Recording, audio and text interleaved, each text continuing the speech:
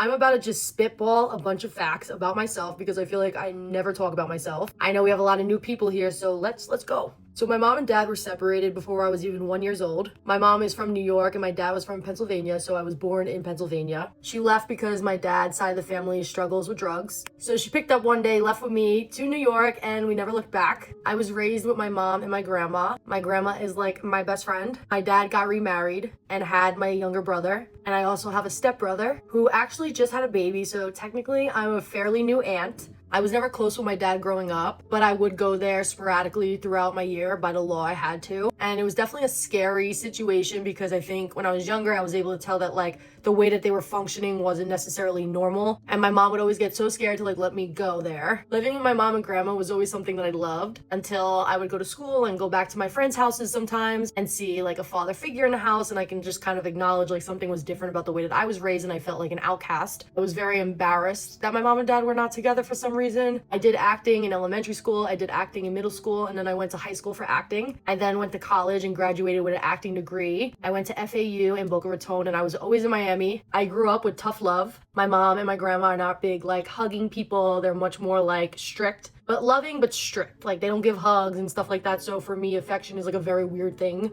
that I'm trying to get better at because I do love to hug, but it's just weird for me. My dad got divorced when my brother's mom and then got into a new relationship with a girl that he's with now that is like literally my age, which is a whole story for another day. I was Justin Bieber's One Less Lonely Girl. That's how I started social media. He pulled me up on stage and then posted me on Twitter, and it was a wrap from there. I was also on a dating reality show called Paradise Hotel. I have been in one other relationship besides Francesco, my late boyfriend that passed away. I was dating a twin for like 8 months, and I'll never date a twin again because they play games. My friends would see the twin that I was dating out, and I would be like, wait, you said you were home? And he's like, that's my twin there. Meanwhile, it was him, but you couldn't tell them apart, so they got away with murder. I'm a very loving but misunderstood person because I really struggle to show my love. I'm a very hard worker. I'm just like a workaholic because both of my parents are, and I definitely think that I work through a lot of my pain. It's just my way. I struggle with the idea of not feeling enough, and I think that's why I love doing social media because I